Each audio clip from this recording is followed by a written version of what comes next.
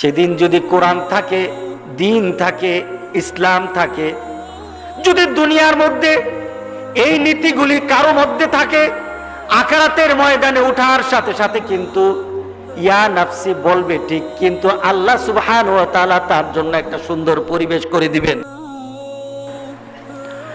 ونشهد أن سيدنا وحبيبنا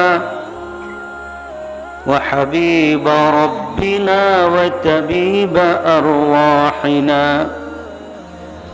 وقلوبنا محمدا عبد الله ورسوله صلى الله تعالى وعلى آله وأصحابه وأزواجه وأتباعه وبارك وسلم.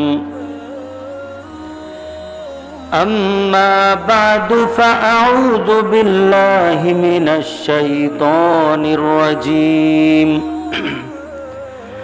بسم الله الرحمن الرحيم. يوم يفر المرء من أخيه وأمه وأبيه وصاحبته وبنيه لكل امرئ منهم يومئذ شأن يغنيه وجوه يومئذ مسفرة ضاحكة مستبشرة ووجوه يومئذ عليها غبرة ترهقها قترة أولئك هم الكفرة الفجرة. وقال أيضا في شأن حبيبه مخبرا وآمرا إن الله وملائكته يصلون على النبي يا أيها الذين آمنوا صلوا عليه وسلموا تسليما. صلى الله على محمد وسلم صلى الله على محمد صلى الله عليه وسلم.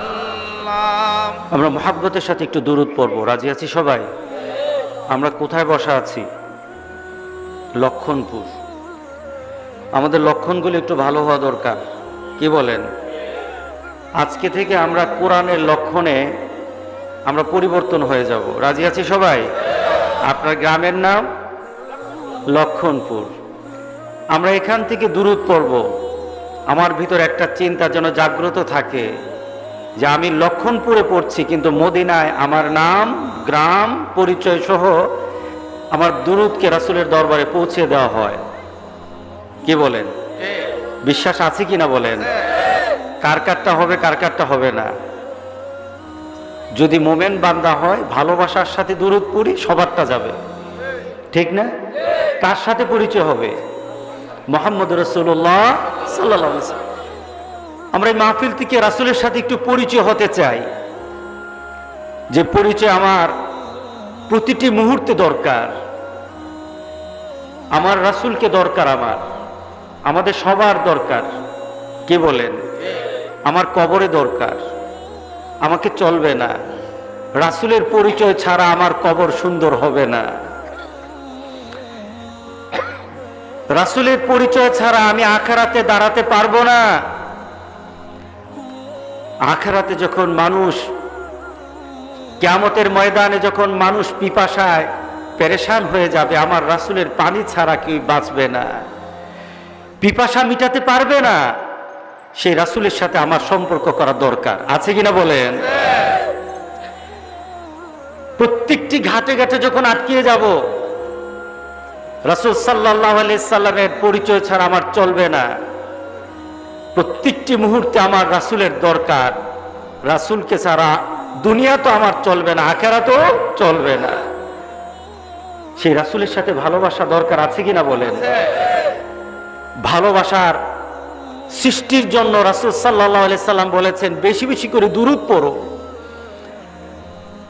বেশি বেশি করে আমার উপর দুরূদ পড়ো। ভালোবাসা আল্লাহ তোমার কলিজায় দিয়ে দিবেন, আমার সাথে তোমার সম্পর্ক হয়ে যাবে। দুরূদের কারণে দেখা যাবে প্রত্যেকটি কাজে আমার কাজগুলি, আমার রেখে যাওয়া সুন্নতগুলি তোমার কাছে উদ্ভাসিত হয়ে গেছে, তোমার কাছে প্রিয় হয়ে গেছে। সুতরাং আমরা প্রতি মুহূর্তে যেন রাসূলের সাথে সম্পর্কের চিন্তা নিয়ে চলতে পারি। সবাইকে যেন আল্লাহ তৌফিক দান করে দেন। আমরা নামাজে দুরূদ পড়ি, যে দুরূদ, আমরা একবার এই দুরূদটা পড়তে চাই। সবাই রাজি আছে? সবাই পড়েন সবাই। আল্লাহুম্মা সাল্লি আলা মুহাম্মাদ ওয়া আলা আলি মুহাম্মাদ কামা সাল্লাইতা আলা ইব্রাহিম ওয়া আলা আলি ইব্রাহিম ইন্নাকা হামিদুম মাজিদ। আল্লাহুম্মা বারিক আলা মুহাম্মাদ ওয়া আলা আলি মুহাম্মাদ কামা বারাকতা আলা ইব্রাহিম ওয়া আলা আলি ইব্রাহিম ইন্নাকা হামিদুম মাজিদ। বালাগাল উলা বিকামালিহি কাশাফাদ দুজা বিজামালিহি হাসুনাত জামিউ খিসালিহি जूनाते खुदरा पर गैरों की हादी बन गई, क्या नजर थे उसमें मर्दों को मसीहा कर दिया। बलगल उला बिकमालिही कशफत दुजा बिजमालिही हसनत जमीउ खिसालिही सल्लु अलैहि। লক্ষণপুর উত্তরপাড়া ইসলামী সমাজ কল্যাণ পরিষদ 10ম তাফসিরুল কোরআন মাহফিল। মাহফিলের সভাপতি মাওলানা মোহাম্মদ আব্দুল জলিল, সাবেক অধ্যক্ষ লক্ষণপুর ইসলামিয়া ফাজিল মাদ্রাসা। মুহতারাম বারাকাল্লাহ। আজকে আমার আগে যিনি কথা বলেছেন, যাকে আমি নামে জানতাম, দেখা হয়নি কখনো, আজকে আপনাদের লক্ষণপুরে এই আলেমের সাথে আমার দেখা হয়ে গেল। কিছু আলোচনাও শুনেছি। আমি এই প্রথিতযশা আলেমের সাথে দেখা হয়ে আল্লাহর কাছে শুকরিয়া জানাই যে ওনার সাথে দেখা হলো আপনাদের এই মাহফিলে। হযরত মাওলানা মোহাম্মদ ইসমাইল, উপাধ্যক্ষ লক্ষ্মীপুর দারুল উলুম কামিল মাদ্রাসা, আল্লাহ ওনাকে হায়াতে তৈয়বা দান করে দিক। ওনার জবানের মধ্যে আমাদেরকে ফায়দা নেওয়ার মতো আরও কথা আমাদেরকে বের করা আল্লাহ তৌফিক দান করুক। কথা বলেছেন হযরত মাওলানা ইয়াসিন আশরাফি, আরবি প্রভাষক, নোয়াখালী ইসলামিয়া কামিল মাদ্রাসা। আসছিলেন তো হুজুর? আসছিলেন। আমন্ত্রিত মেহমান জনাব মোহাম্মদ কামাল হোসেন, সাধারণ সম্পাদক মনোহরগঞ্জ উপজেলা ছাত্রলীগ, এবং মাহফিলের পরিচালক যিনি আমাকে দাওয়াত দিয়েছেন, তার শুকরিয়া জানাই। আমরা আল্লাহর কাছে শুকরিয়া জানাই, আল্লাহ যে আমাদেরকে একত্রিত করলেন। পৃথিবীর এমন একটা পরিবেশ চলছে, আপনাদের সবারই জানা আছে, মিডিয়ার কারণে আপনারা সবাই জানেন, একজন আরেকজনের কাছে থাকতে চায় না, বসতে চায় না, কাছে ঘেঁষতে চায় না। পৃথিবীতে এমন পরিবেশ চলছে, কে বলেন? পৃথিবীতে মানুষ পেরেশান হয়ে গেছে। মানুষ তার নিজের জীবন নিয়ে কিভাবে বাঁচি, কিভাবে বাঁচা যায়, যদি প্রয়োজন হয় বাপকে ছেড়ে দেব, তবুও বাঁচতে চাই, পরিবেশ হয়ে গেছে। স্ত্রী ছেড়ে দেব, স্ত্রী বলে স্বামী তোমাকে ছেড়ে দিতে চায় কিন্তু বাঁচতে চাই। সন্তানকে মা ছেড়ে দেয়, মা সন্তানকে ছেড়ে দেয়, বাবা সন্তানকে ছেড়ে দেয়, সন্তান বাবাকে দূর থেকে শুধু বিদায় জানায়। পরিবেশ হয়ে গেছে। পৃথিবীর একটা পর্যায়ে চলে আসছে, একটা কর্নারে চলে আসছে যে মানুষ মানুষের জন্য এখন কিছু করতে রাজি না। বাঁচার জন্য জীবন্ত মানুষকে এখন মেরে ফেলছে। শুধু মেরে ফেলছে নয়, যদি মানুষটার মধ্যে ওই ধরনের সমস্যা ধরা পড়ে, পুলিশ আর দেরি করে না, তাকে ঘাড় মোটকে মেরে ফেলে। কে বলেন চলছে কিনা বলেন? আমরা শুকরিয়া জানাবো কার? ওই মাবুদের শুকরিয়া যতদিন চলবে, ওই মাবুদের শুকরিয়া যে বান্দারা করতেই থাকবে, ওই মাবুদের কাছে যারা সিলিন্ডার হয়ে যাবে, ওই মাবুদকে যারা যতদিন মানবে, আল্লাহ তাদেরকে গজব দিবে না ইনশাআল্লাহ। কে বলেন ঠিক আছে কিনা বলেন? আমাদের আত্মসমর্পণ ছাড়া উপায় নাই। গজব কিন্তু পৃথিবীকে আক্রমণ করে ফেলেছে। এই বৎসরটা কোন বৎসর? বিংশ শতাব্দী। কি বলে বলে 20-20 20-20 না, 20-20 পেয়েছে।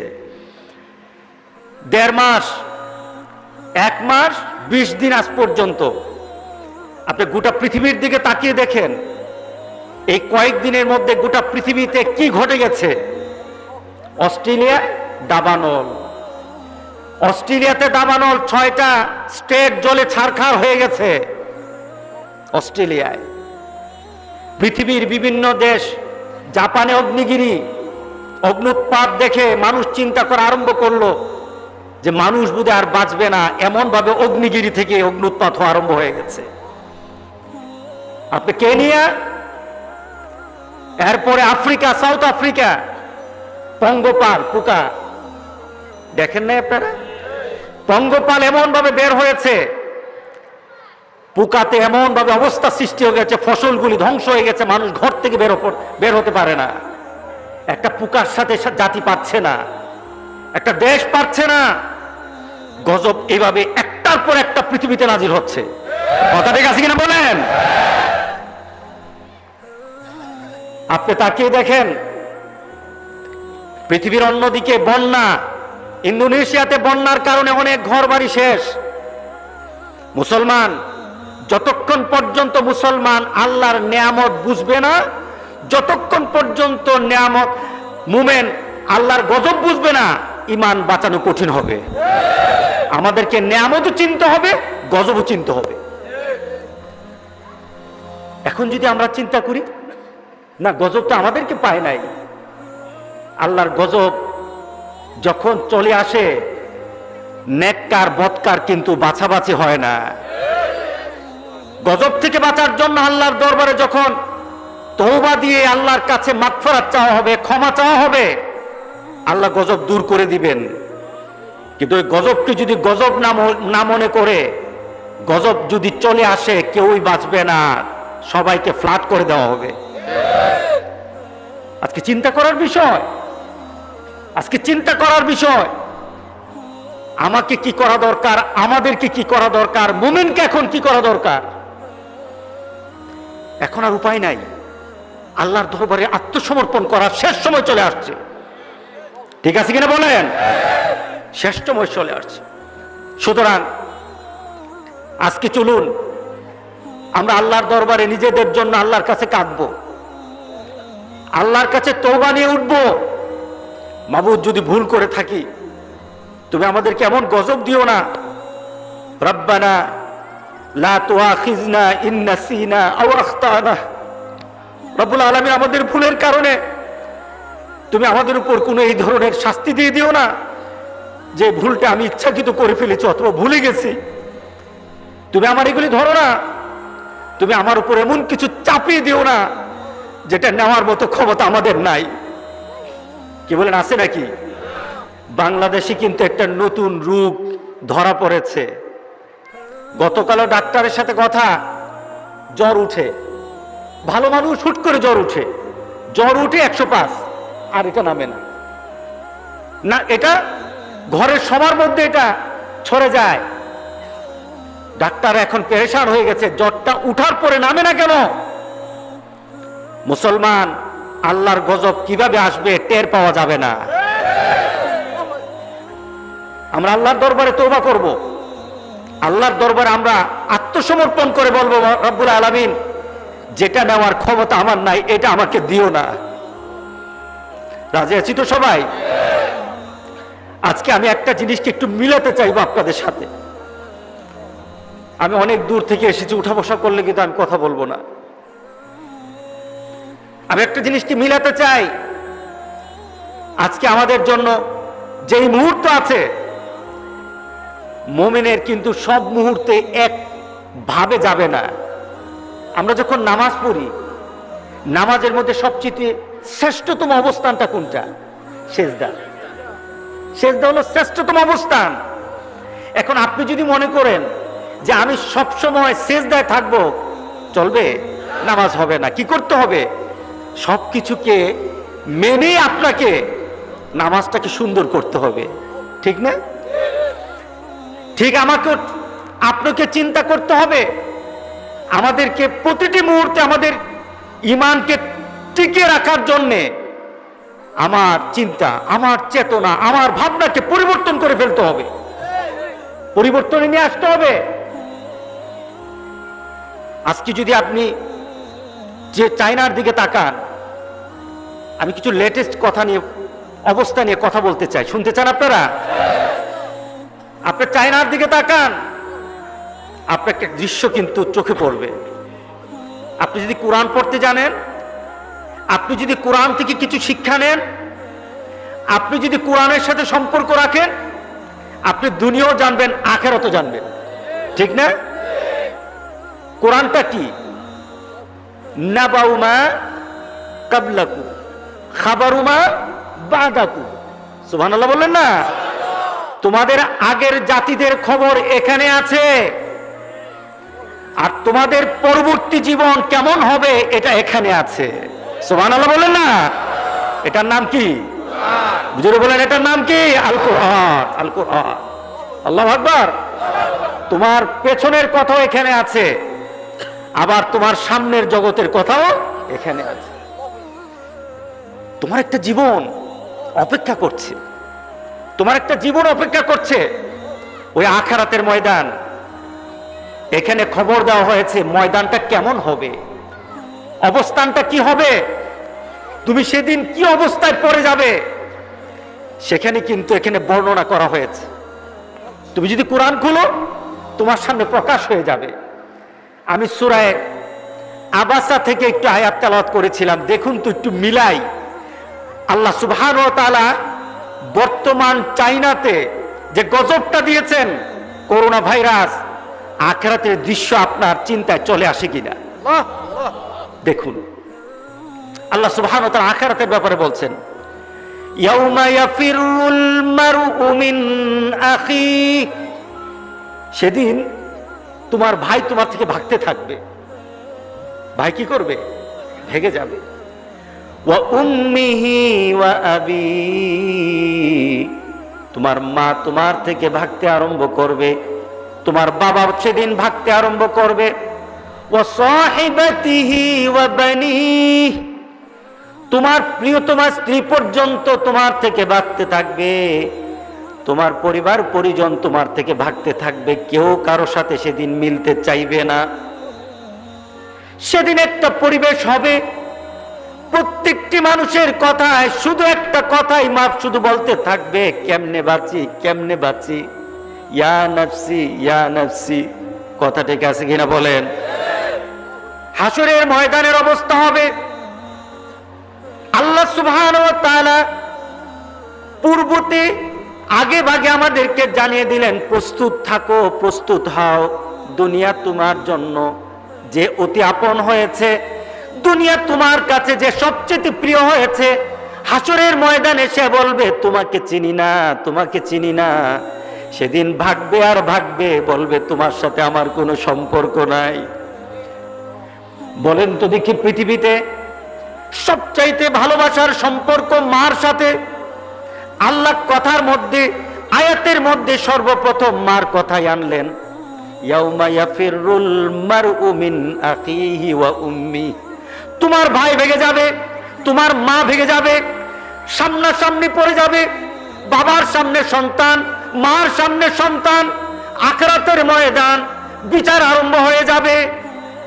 মাথার উপর সূর্যটা যখন চলে আসবে, কতটুকু উপরে সূর্য হবে? 1 মিল বলা হয়েছে, মিল বলা হয়েছে, 1 মাইল উপরে সূর্যটা দাঁড়িয়ে যাবে। রাসূল বলেছেন মাটি পর্যন্ত তামা হয়ে যাবে, মানুষগুলি খালি পায়ে দাঁড়ানো থাকবে, কাপড় থাকবে না। মা আয়েশা সিদ্দিকা রাদিয়াল্লাহু তাআলা আনহা চোখের পানি ফেলে রাসূলকে বললেন, ইয়া রাসূলুল্লাহ, হাসরের ময়দানে কাপড় থাকবে না, কেমন দৃশ্য, লজ্জা লাগবে না? রাসূল সাল্লাল্লাহু আলাইহি সাল্লাম বললেন, আয়েশা রে, হাসরের ময়দান একজন আরেকজনের দিকে তাকানোর কোনো সুযোগ থাকবে না, সবাই শুধু বলবে কেমনে বাঁচি, কেমনে বাঁচি। প্রত্যেক নবী পর্যন্ত বলতে থাকবে শুধু আমি বাঁচবো কিভাবে। নবীরা পর্যন্ত নিজেকে বাঁচানোর জন্য পেরেশান হয়ে যাবে। মাথার উপর যখন সূর্যটা চলে আসবে, বেকার হয়ে যাবে মানুষগুলি। রাসূল সাল্লাল্লাহু আলাইহি সাল্লাম বললেন, মার সামনে সন্তান যখন পড়ে যাবে, মা এবার টান করবে, মা ফিরে যাবে, মা বলা আরম্ভ করবে, বাবা তোকে আমি চিনি না। যেই মা দুনিয়াতে সন্তানকে একটা মুহূর্তে চোখের আড়াল করে নাই, ওই মা আখিরাতে বলবে তোরে আমি চিনি না।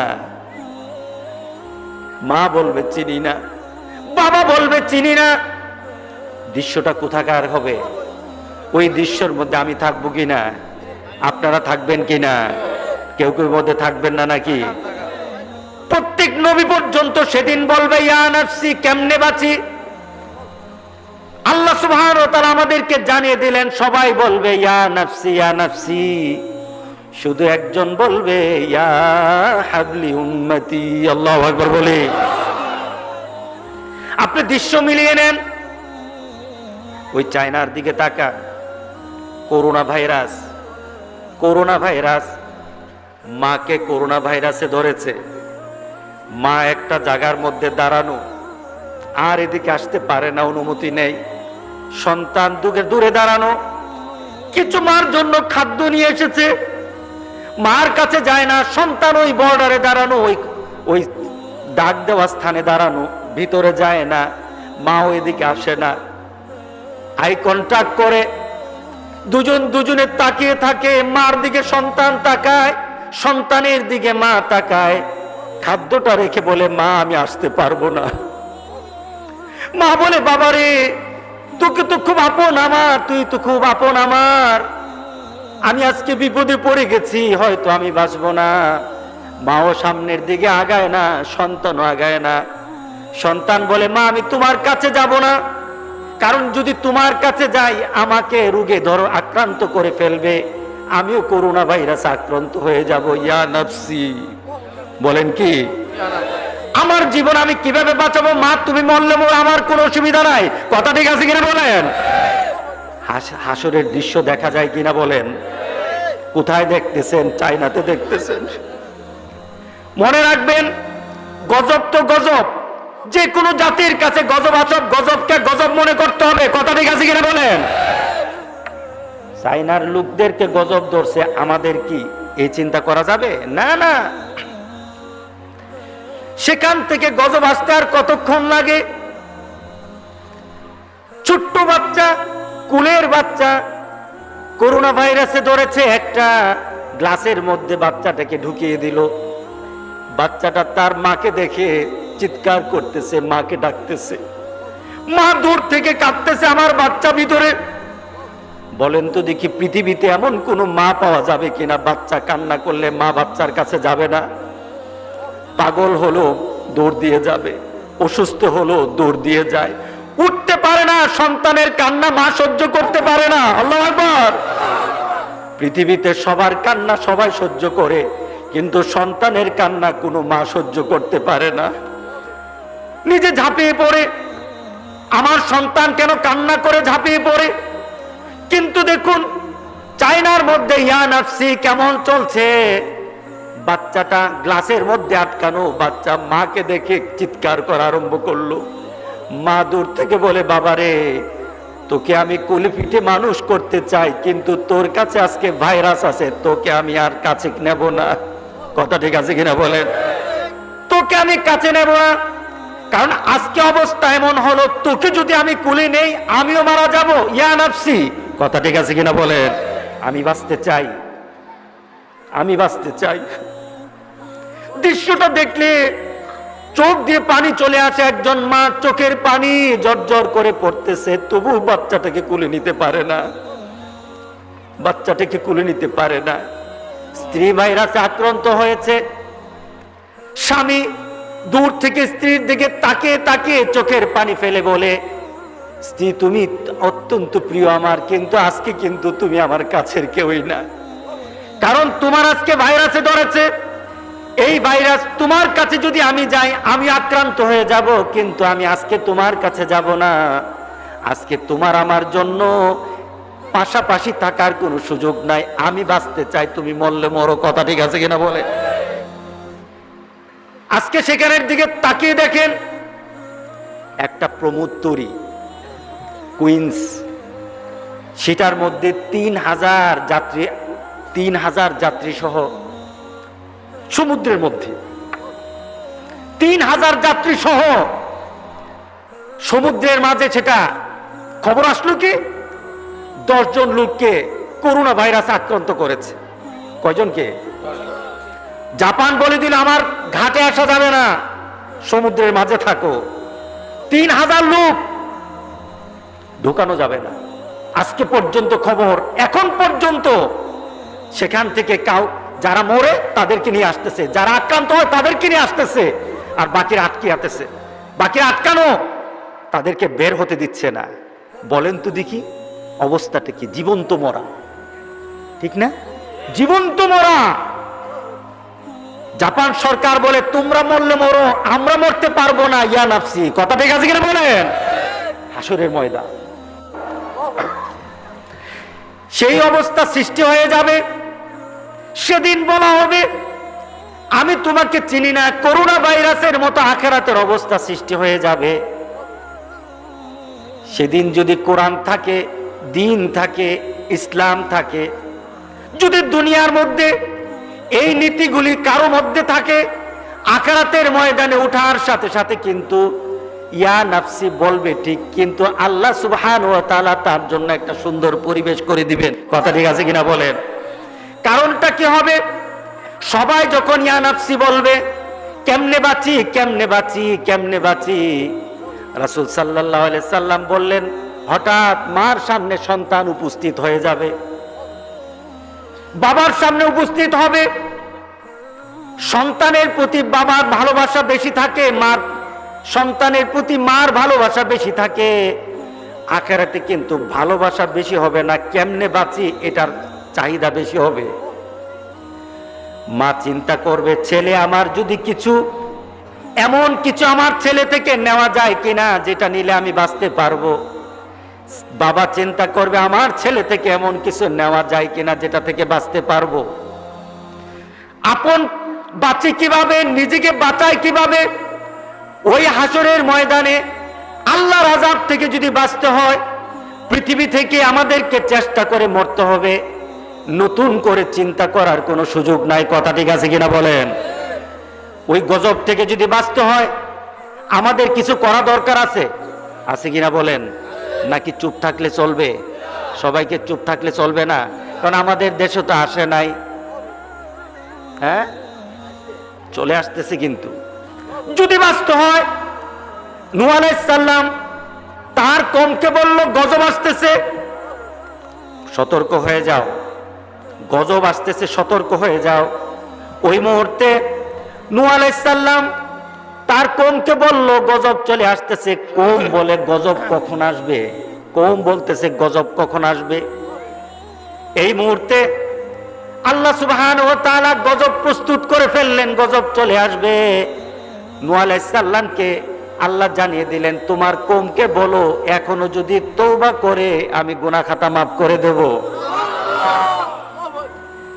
এখনো যদি তওবা করে, গজব কিন্তু রেডি, গজব রেডি হয়ে গেছে। ওই মুহূর্তে যদি তওবা করে নেয়, তাহলে আমি তওবা কবুল করে গজব থেকে তাকে বাঁচাইয়া দেব। আমার দেশে গজব আসতেছে কিনা? এই যে জ্বরটা কিন্তু গজবের পূর্বাভাস, গজবের পূর্বাভাস।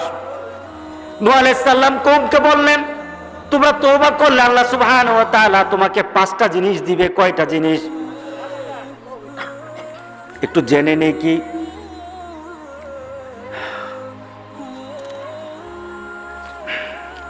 আল্লাহু আকবার। আল্লাহ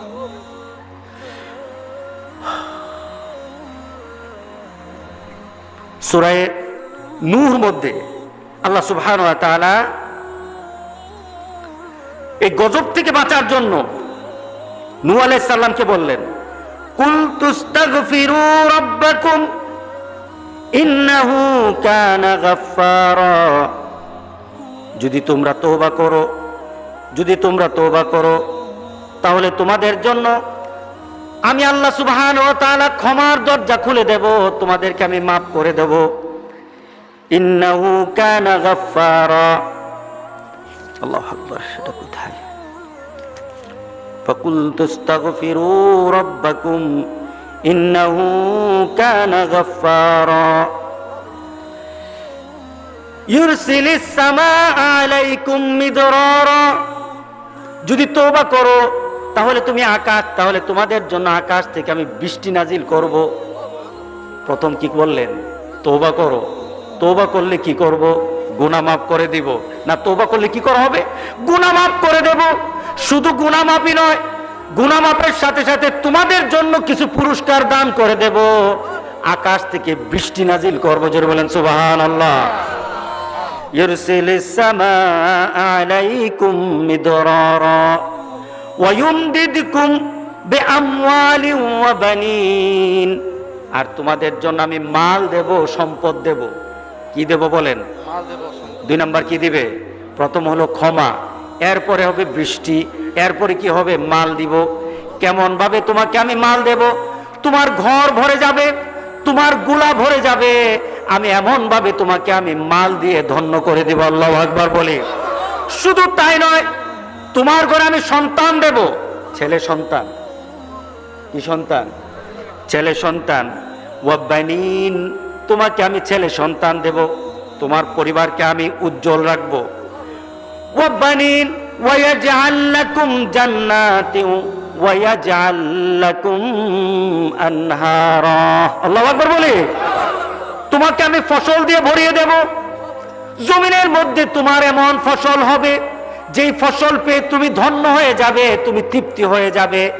তোমাকে ফসল দিয়ে আমি তোমাকে ধন্য করব।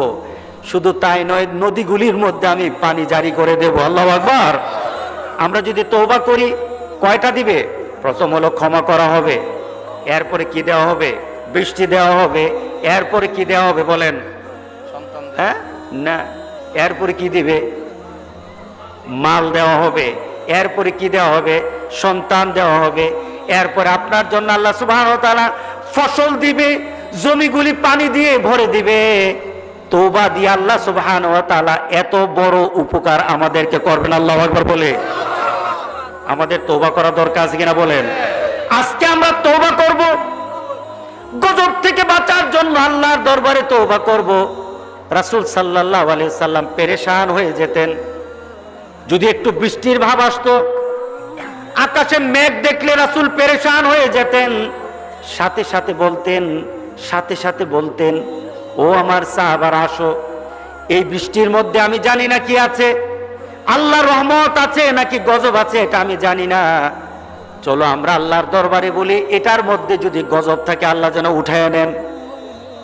আমাদের এই করা দরকার যে গজবটা চিনে আসছে, এই গজব থেকে যেন গোটা পৃথিবীর মুসলমানদেরকে আল্লাহ হেফাজত করে। আল্লাহু আকবার বলে। কারণটা কি? গজবের মোকাবেলা করার ক্ষমতা আমাদের নাই। এবার বলি, গজব আল্লাহ কেন দেন জানা দরকার আছে কিনা বলেন? গজব কি আল্লাহ ইচ্ছাকৃত দেন নাকি আমাদের কারণে? জাহারাল ফাসাদু ফিল বাররি ওয়াল বাহর বিমা কাসাবাত আইদিন নাস।